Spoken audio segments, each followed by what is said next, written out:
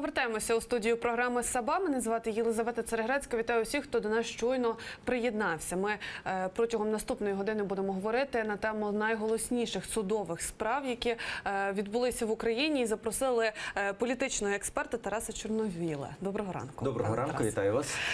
Пропоную почати, напевно, з однієї з такої найбільш голосної останньої судової справи. Це, звісно, справа Юрія Крисіна, який є керівником так званих тітушок, і йому закидають причетність до вбивства журналіста газети «Вєсті» В'ячеслава Веремія. І, відповідно, 22 грудня Шевченківський райсуд виніс рішення до 4 років позбавлення волі, але умовно. І це з урахуванням того, що судовий процес, судовий розгляд тривав 3 роки. Ну, от, будь ласка, прокоментуйте. Як на мене, це є такий, знаєте, плювок нам всім в очі. І тут кілька речей змішалося. Починаючи від кваліфікації злочину, тому що насправді він здійснював участь у вбивстві. Там не може стояти стаття хуліганство, на мій погляд. І тут питання до... Але зверніть увагу, чому саме на цьому аспекті, де ніби замішана прокуратура, все, і наші активісти, які дуже не люблять Луценка, мали би про це дуже сильний шум підняти, і адвокати Небесної Сотні теж мали би підняти голос. А чомусь всі замовкли, ніхто цього моменту не згадує тільки про суд. Та тому що, на жаль, кваліфікацію змінило оте управління спеціальних розслідувань, яке дуже люблять і адвокати, яке дуже люблять наші громадяни, тому що воно ніби протистоїть. Його керівник постійно в конфлікті з Юрієм Луценком, ніби весь час представник його захищають ці демократичні сили, а на превеликий жаль, відбувся певний параліч в розслідуванні ще в цьому управлінні. Тому в мене є дуже серйозні застереження. Мені здається, що оті події, які відбувалися понад рік назад, коли Луценко пробував щось внести зміни до цього управління, вони були не завершені, і це є проблема. Ми повинні десь відкрити очі і сказати, ми можемо любити, не любити, там захоплюватися певними нашими слідчими, але вони мають давати результат. Коли там перший обшук, скажімо, по справах вбивства Майдану був проведений через 2 роки після події тощо. Тому це є одна проблема. А тепер найгірша проблема. Вона стосується не тільки цієї справи, а дуже багатьох справ. І от ми дивимося, ми звикли до старої фрази. Суд завжди контрольований владою. Так, більшість суддів контрольовані владою. У мене маленьке питання. Якою?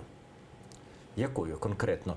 Конкретно цей випадок, він є дуже симптоматичний. Цілий ряд зараз відбувається процесів, і була спроба ще кількох процесів. До одного, зокрема, попало і моє прізвище, правда, там міняється ситуація, тому зараз вже самі адвокати починають втікати. Але я бачу, коли адвокати, про яких сам Андрій Портнов, пригадуєте, був такий заступник глави адміністрації в Януковича, до того був в фракції Юлії Тимошенко, до того був підручним Віктора Медведчука. Коли він сам визнає, що він цими певними адвокатами, юристами і суддями контролює їхню діяльність і спрямовує, коли їхні суцільні дії спрямовані на те, щоб виправдати тих, хто розстрілював Майдан, звинуватити і затягати по судах, вже, правда, цивільному судочинстві, всіх тих, хто хоча б одним негативним словом згадає когось з тої компанії, яка представляє попередню владу. От зараз це відбувається. І виринає дуже велика кількість суддів, про яких ми досить часто знали, що це є судді Медведчука чи судді Портнова. Давайте згадати, як формувалася тоді ця структура. Ми так думали, що тихенько Медведчука, Портнова тут нема, і що все вже в порядку. Так ніби виглядало в порядку, доки не поступили певні накази. Мені здається, зараз дуже важливо 2 речі. Перше, зараз терміново оця перетрушка судової системи, доки не дійшла до місцевих судів реформа, коли відбувається реорганізація об'єднання судів, це, по суті, єдиний спосіб хоч частково зачистити судову систему від суддів Медведчука і Портнова. І друге, швидше там не вийде, на жаль, це буде тільки десь через 2 роки приблизно, коли судова реформа дійде до місцевих судів. Тому що я не певен, що там буде все чисто. Я розумію, що будуть теж претензії, там, як, скажімо, до Верховного суду, але коли раніше 100% були корумповані, чи 99%, а сьогодні про 4% є серйозні застереження, і 30% є непідтверджені підозри, це все-таки є різниця. От коли це відбудеться загалом по Україні, ми зможемо зітхнути легше і сказати, судова система запрацювала. Сьогодні ми працюємо з тими суддями, яких підзначали на чисто політичних призначеннях тим же самим Медведчуком. І ця проблема над нами висить. Якраз про суддів хотіла поговорити дещо більш детально, тому що Олег Лінник, який веде справу, який є суддею у справі Крисіна, він вважає, що повністю є аргументованим його рішення, воно абсолютно правильно, він вважає вирок нормальним. Але ж, знову ж таки, дослідження там і розслідування, які проводять журналісти, у мене завжди насправді запитання, чому журналісти знають більше, аніж нібито знає влада? Або ж якщо вона знає, чому вона тоді допускає Олега Лінника, який є там достатньо проросійської насправді позиції, там зробили дослідження його сторінок, акаунтів у соціальних мережах. По-перше, там він відвідує там і Однокласники, і ВКонтакті, де перепущує картинки такого настрою і прорадянського в тому числі, і серед друзів має там людей, які підписують, що вони там громадяни ДНР, так званої, і так далі. Ну, тобто, надто багато запитань. І, як на мене, це той випадок, коли це певне свавілля, тому що ми бачимо, що це не прихована інформація. Це людина має в вільному доступі, будь-хто з нас може це побачити. Чому тоді влада, або хто, чому то взагалі це допускається після подій Революції Гідності, після всього того, що ми спостерігали в нашій країні? Знаєте, знову я частково на це почав відповідати. Тому що ми найліберальніша в світі країна. У нас коли така диктатура, у нас так закручують гайки. У нас, на жаль, найліберальніший в Європі кримінальний процесуальний кодекс. У нас під дуже жорстким тиском Заходу було заблоковано будь-яку можливість жорсткого звільнення суддів, які якимось чином пов'язані з минулим режимом. Треба спіймати суддю на гарячому, треба доказати, що він умисно виносив неправосудні рішення, тільки після того його можна звільнити. От чому я наголошував, що зараз ця реорганізація суддів і судова реформа дасть можливість від них очистити, тому що це єдиний спосіб обійти оту систему, яка фактично забороняє рухати суддів конкретних. Тому що вони, бачите, мають бути незалежними. Так? Вони відчувають себе незалежними, на них натиснути не можна. Вони залежні від тих, хто на них тримає компромат. Тому насправді механізмів того ж самого Вінника просто усунути навіть за цю справу, на жаль, просто не існує. Більше того, якщо його зараз звільнити, він, перше, підніме шум в європейських структурах, і вони десь розуміючи, наскільки це є негідна абсолютно людина, вони будуть його захищати. Більше того, він 100% виграє справу в Європейському суді з прав людини. Отака от історія. І що з цим робити? Я кажу, єдине, це якомога швидше, що відбулася ця реформа, яка дає формальні хоча б можливості звільнити таких людей. Тому що насправді те, що зробив Вінник, зараз, слава Богу, буде апеляція. Я дуже надіюся на те, що в апеляційному суді апеляційний все-таки передчутті. От зараз почався процес реформи вже до апеляційного суду. З Верховним судом закінчилося, виходить в апеляційний. Вони вже розуміють, вони в стартовій позиції. Зараз кожну їхню справу, яку вони розглядають, будуть перевіряти, і вони, кожен з них, по-свіжому можуть за це заплатити свою ціну. Причому навіть, можливо, карної відповідальності. Тому, насправді, я надіюся, що апеляція скасує це абсолютно дике, шахливе рішення, але це не розв'яже всі проблеми. Крім є два шляхи: або реформування, або по сваволі.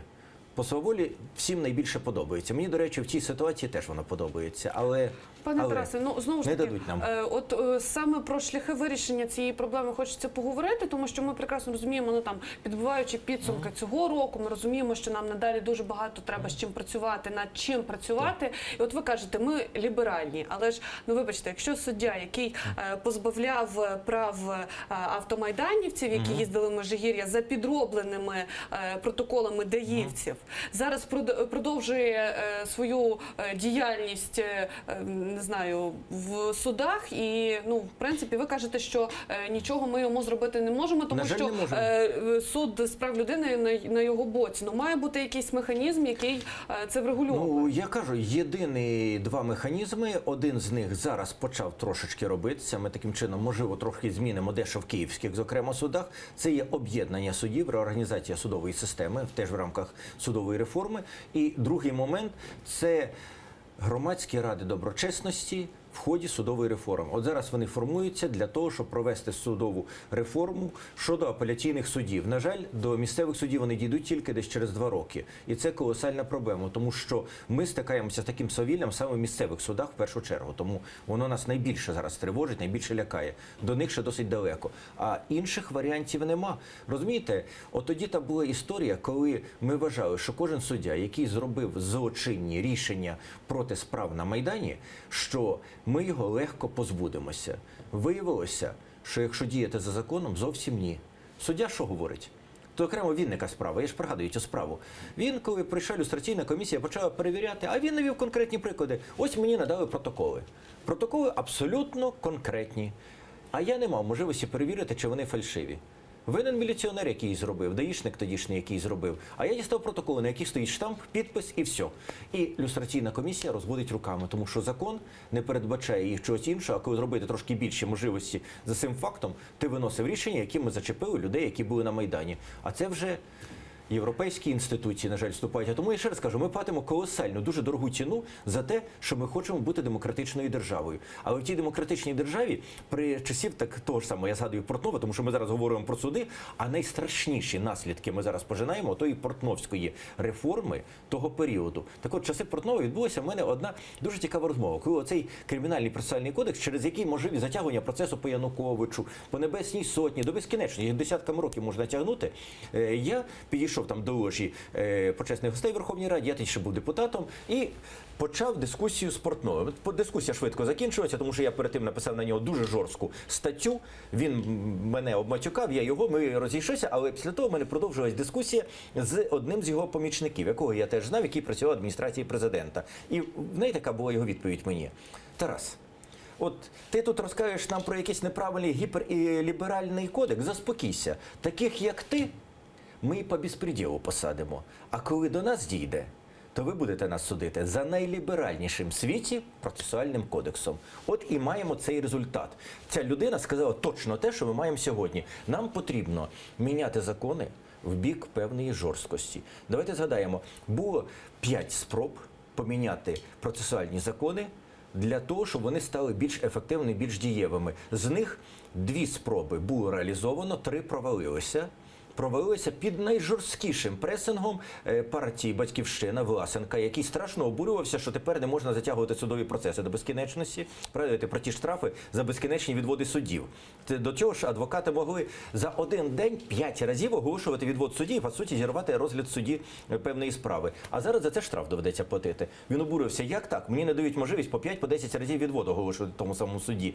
І фракція «Самопоміч», яка теж наполягала на тому, що ми маємо зберігати оцю систему, яка виписана під злочинця, а не під потерпілого. Потерпілою стороною може бути і конкретна людина, і держава, хто завгодно. Так от, наші кодекси сформовані були в основному в часи від Кучми до Януковича під злочинця. Вони захищають злочинця. От така от історія. Вони були нехай ще не злочинця, сформовані але за принципом презумпції невинуватості. ну, розумієте, презумпція невинуватості передбачає, що невинуватість і інтереси є і в другої сторони. Друга сторона цими кодексами, потерпіла сторона, взагалі не захищена. Тобто отримати свої законні права можна тільки тоді, коли проти тебе в суді з другого боку стоїть звичайний, простий бандюган, в якого немає ніяких дорогих адвокатів, нікого. А коли чуть-чуть інакше, тоді, на жаль, Пане Тарасе, ще про один процес, якраз продовжуючи тему затягування судових процесів, хочеться поговорити про справу Віктора Януковича, яка от вона все триває і триває і триває. Вже стільки матеріалів справи, адвокати, які постійно змінюються, жаліються, що їм дуже багато чого треба читати, їм це не подобається. Тим не менш, вони продовжують змінюватися. І от ну зробіть певний такий висновок за оцей 2017 рік стосовно того, що ми почули у залах суду і висновки, які ви робите. Ну, давайте так. Справа Януковича – це таке, знаєте, демонстративне знущання над нами. Більше того, нас привчають до того, що та сторона, та й хто сьогодні втекли, до 19-го року зможуть себе в певній мірі легітимізувати через ті суди, які їм сьогодні підконтрольні більше, і зможуть повернутися, може, в Україні в ході тих виборів 19-го року. На превеликий жаль, це робиться так, і справа Януковича, вона в цьому роль відіграє достатньо серйозно.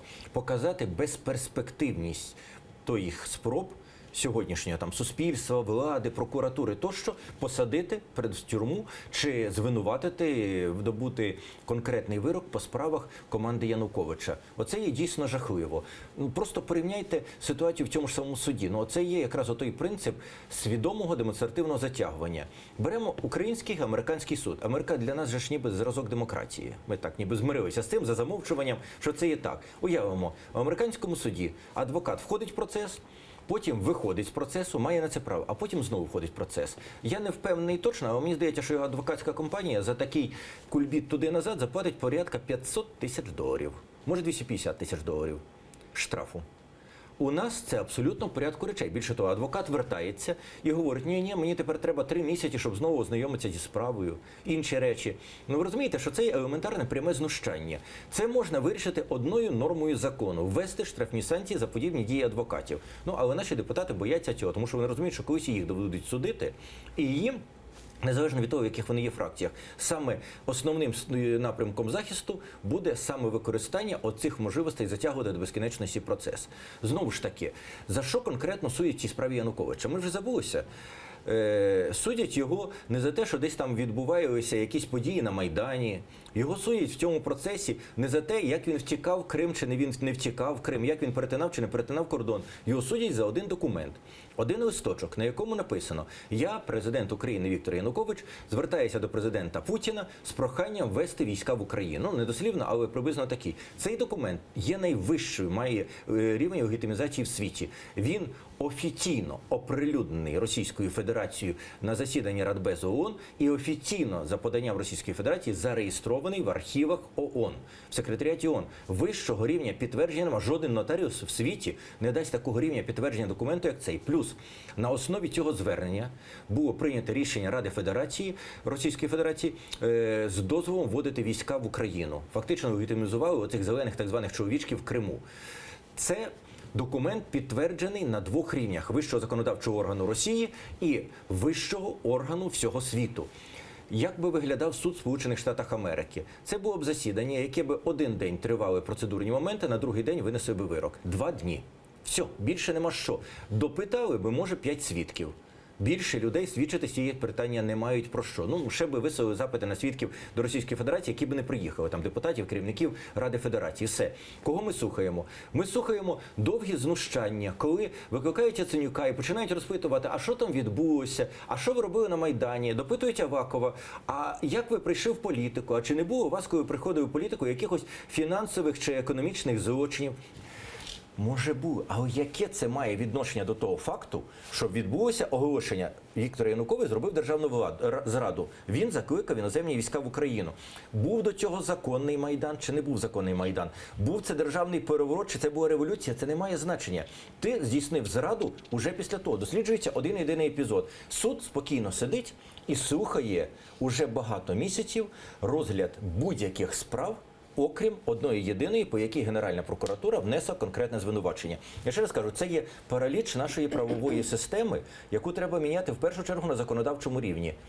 Вийшов адвокат в своїх питаннях за межі конкретного позову, позов тільки по цьому документу, почав розпитуватися, а що ви там робили під час революції? Ну, штраф на адвоката, ну заплати $10 тисяч. Тобто ви вбачаєте проблему цього процесу виключно в діяльності і поведінці адвокатів? Я вважаю, що конкретно в цьому процесі виключно, тому що давайте згадаємо, по Держзраді Януковича насправді є досить багато епізодів. Я як людина, яка в силу певних обставин знав те середовище, був знайомий з Януковичем, був непоганим свідком для Генеральної прокуратури, починаючи з 2014 року, мене кільканадцять разів допитували як свідка по дуже багатьох речах. Я, наприклад, давав свідчення про Держзраді Януковича в ході підписання Харківських домовленостей, про Держзраду Януковича в ході укладання угоди про зону вільної торгівлі в рамках СНД замість Європейського Союзу. Зрада Віктора Януковича в питанні зриву у підписанні угоди про асоціацію в інтересах Російської Федерації. Це все є елементи, які кваліфікуються статтею «Державна зрада». І ще по 5 інших пунктах мене теж допитували, я давав свідчення, матеріали тощо. Але розуміючи, що по цих пунктах розслідування може йти дуже далеко, тому що по кожному пункту дійсно, там, скажімо, зрада по там питаннях економічних, там треба реально запрошувати багатьох експертів, там треба доказувати експертизами, що там дійсно є факт зради, умисних дій і тому подібне. Це дійсно досить складна річ. І тому прокуратура, розуміючи, що такий процес затягнеться на роки, вибрала дуже вузьку сферу. Ту сферу, в якій, я ще раз кажу, американський суд зробив би це упродовж 2 днів. І по тій сфері суд, в силу того, що має такий закон, який дозволяє це робити, дозволяє уже майже рік тягнути процес. Адвокати розпитують про що завгодно, крім конкретного документу, за яким мав відбутися цей суд. Документ підтверджений, а вони розпитують там то Яценюка, то якоїсь військової нашої, яка в Криму була. А ви бачили момент підписання Януковичем цього документу? Каже вона, як я можу бачити, якщо я була в Сімферополі в нашому штабі, а він його в Ростові підписував десь там таємно. А ви знаєте, як її умови були підписані? Яке це має значення? Цей документ підтверджений в ООН. Все, крапка поставлена. Суддя мав сказати, стоп, за це я штрафую адвоката на 10, там, відповідно, на 300 тисяч гривень. Ви більше не будете задавати питання, які не стосуються справи. Далі продовжуємо справу виключно по пункту звинувачення. Цього не відбувається.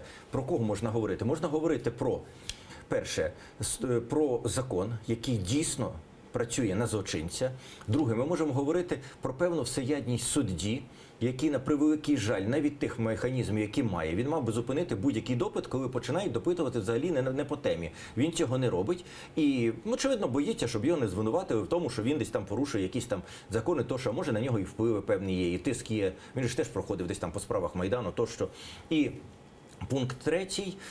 Ми маємо дійсно вмілих адвокатів, які, використовуючи ті шпаринки в законі, а іноді виходячи поза межі закону, дуже жорстко зловживають і знущаються над нами. Це є відверте знущання. І таких адвокатів є цілий конкретний пул, вони добре підготовлені, їх зараз інструктують. От, скажімо, в моїй справі проти мене подали в суд позов так звані житомирські терористи, один з них. Це ті, хто в Житомирі були судом засуджені зараз на 9 років ув'язнення за створення терористичної організації. Вони створювали сайт і телеканал «Новоросія», вони сприяли Губарєву в створенні інформаційної політики так званого ДНР, що закінчилося колосальними жертвами. Вони це робили весною, літом, вони робили заклики 2014 року, вони робили заклики до вбивства українських громадян. Це реально, це все підтверджено вже судом. Але коли я про цих людей в якомусь ефірі сказав, що це люди, які кричали там «Путін прийде», то тепер хай до суду йдуть, хай тепер відповідають, вони на мене подали в суд за захист честі і гідності.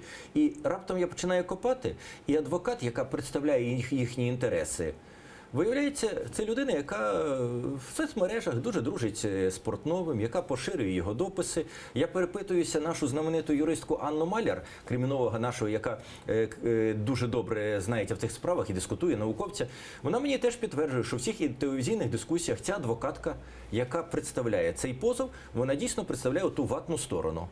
От і ми маємо певний пул, який працює, використовуючи оті наші дірки в законі, які деякі наші ліберали не хочуть міняти, яка працює на те, щоб в судах перемагав Янукович, Медведчук, Портнов. Ми це маємо, на жаль. Стосовно, от зараз Луценко робить такі дуже голосні заяви стосовно грошей, грошей Януковича, так званих, їх реалізацію, чи встигли їх освоїти, і в подальшому плани на ці кошти. Там оголошуються суми в 5 мільярдів гривень. Це додаткові. Так, от що ви можете сказати про це? Це, як на мене, було дуже успішна, можливо, не всьому ідеально чиста юридично, але успішна операція Генпрокуратури. Реально, 50 мільярдів гривень, які належали до різних структур, афільованих з Януковичем. Вони ж не були записані, що це рахунок Віктора Федоровича Януковича якомусь банку.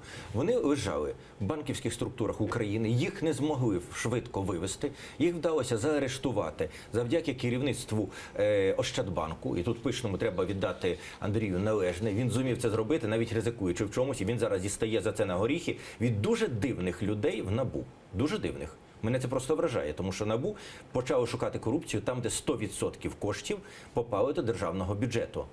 Це вже нема корупції. Це вже щось протилежне. А вони пробують там щось розкопати. У мене це виникає сумнів, чи не працюють вони на сторону Курченка. У мене є підозри через громадську раду НАБУ, тому що там є люди, які напряму працюють з Курченком. А громадська рада НАБУ має колосальний вплив сьогодні на політичну позицію цього бюро.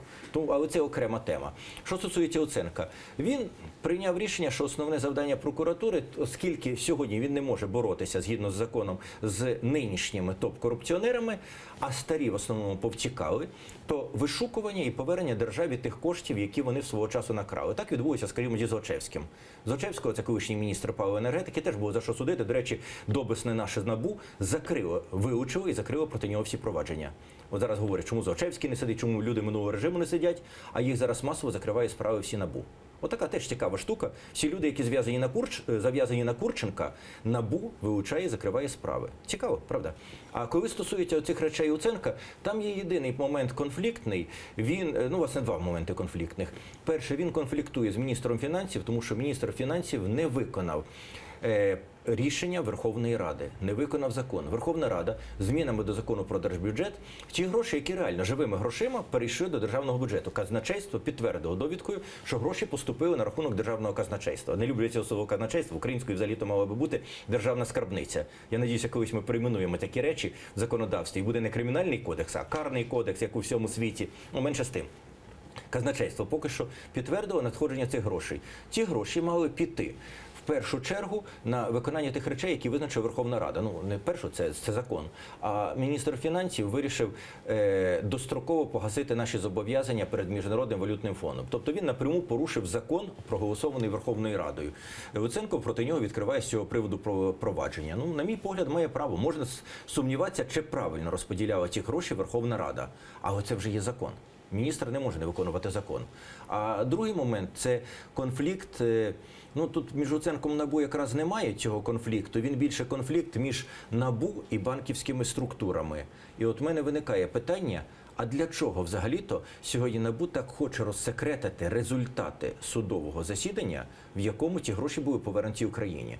Я підозрюю, що там є, можливо, якісь шероховатості в юридичних діях, але гроші були забрані від тих, на чиїй стороні НАБУ, мабуть, не мало би бути. Оце засекречення, оскільки там є формальні підстави, дає можливість уникнути можливості певних апеляцій за надуманими приводами. Якби в нас була година часу, я вам юридично про це розповів, які там механізми. Це дуже складно, тому що насправді там є кілька прокладок, і люди, які могли би подати апеляцію, їм треба мати варіант, як вони можуть себе приписати. Тому що є певні офшорні компанії, вони можуть себе назвати кінцевими вигодонабувачами цих офшорних компаній, не будучи ними. Але їм треба мати матеріал, що має в своєму розпорядженні прокуратура. І от НАБУ зараз хоче їм надати цей матеріал.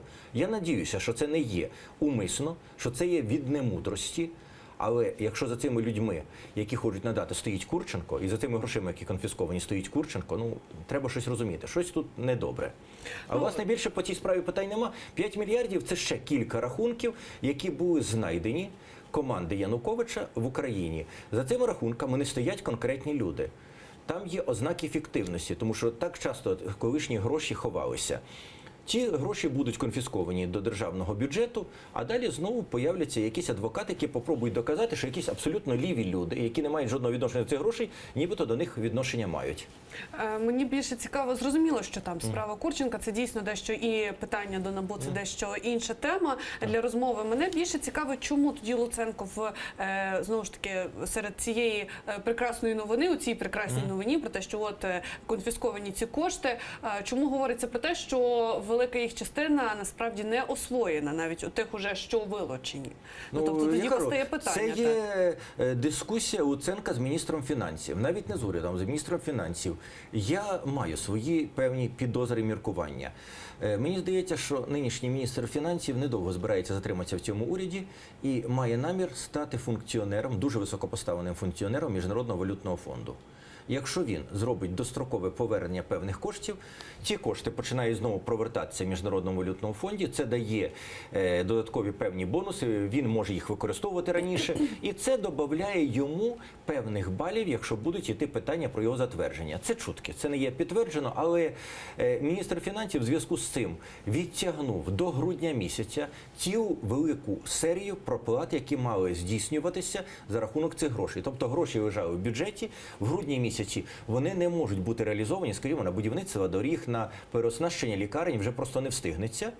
І як не реалізовані лишаються в бюджеті наступного року, не передбачені законом про державний бюджет, тому що вони мали бути потрачені в цьому році, і відповідно їх можна як такі ніби зайві гроші використати для передчасного повернення для МВФ. Ну, власне, планувалося, я так розумію, ще осінню цього року повернути. Ну, була велика увага, не вдалося. Насправді, питання прокуратури полягало в одному. Гроші мали бути в Держказначействі. Вони їх завершили, а це вже далі дискусія Луценка з міністром фінансів, вже так, як ми з вами можемо дискутувати про якісь речі, в яких ми вже не є безпосередніми учасниками, просто як громадяни України маємо право мати свою позицію. Ну от якраз громадяни України тому і цікавляться, що в нас є от така от ситуація в країні, ми ходимо постійно з протягнутою рукою, і в той же час там якісь кошти, які ми чомусь не можемо освоїти. І ну ви ж прекрасно розумієте, я вам пояснив вже, я вам відповів. Так, я просто як контраргумент на вашу думку, просто стосовно того, що ми всі прекрасно можемо розбиратися і коперсатися у цих всіх подробицях, але тим не менш разом з тим факт лишається фактом. Є гроші, я вам ще раз які не відповідаю. освоєні. Один маленький нюанс. Питання не грошей, а вже їх використання. Питання прокуратури закінчилося, в принципі, як органу прокуратури в той момент, коли гроші були з певних рахунків переведені до державного бюджету. Вони в державному бюджеті вже опинилися. Все.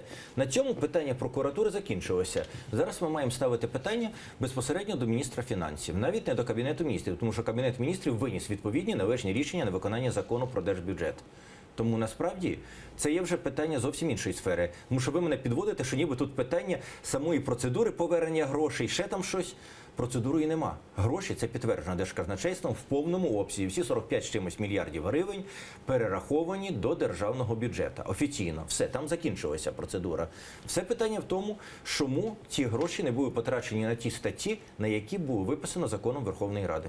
Я вас зрозуміла. Пане Тарасе, ще одну тему хочу обговорити. Це справа Нестора Шуфрича-молодшого, якого суд засудив знову ж таки, до року умовно, через те, що пан Нестор Шуфрич-молодший збив людину в Києві. Це сталося 26 серпня, якщо я не помиляюся. Ну от ваш коментар в цьому випадку, на вашу думку, наскільки правомірне таке рішення? Знаєте, на мій погляд, правомірне. Я політичний опонент Нестора Шуфрича. Ми колись були колегами, ми колись мали десь якісь певні спільні погляди в чомусь ми завжди розходилися. Сьогодні ми є абсолютними антагоністами політичними, але є певний нюанс. Якби там відбулося вбивство, якби людина ця загинула, діють зовсім інші статті Кримінального кодексу. Абсолютно інші. В даному випадку було внаслідок абсолютно незаконних дій сина Шуфрича, відбулася аварія, в якій людина серйозно постраждала. Більшість наших посадовців, наших бізнесменів крупних, що вони роблять? Вони заявляють, мене там не було, як Демінський, мене там взагалі не було, там мій охоронець сидів за кермом. Ну, справу вже фактично розкрили, майже доказали, що там був Демінський, він десь там переховується, відкуповується, але там вбивство відбулося. В даному випадку, дай Боже, щоб всі так поводилися, відбулася повна сплата лікування, відбулися певні компенсації. Людина, яка зазнала в даному випадку враження, аварії, вона висловила задоволення і сказала, що вона більше не має претензій. А ще раз кажу, це не ситуація, як з Придемінським, з вбивством. Тут в даному випадку тільки нанесення каліцтв, тілесних ушкоджень тощо. Загальна сума виплат цій людині становила десь 1 мільйон гривень. Компенсації, загальна сума потрачених грошей на викликаних лікарів тощо десь наближається до $1 мільйона.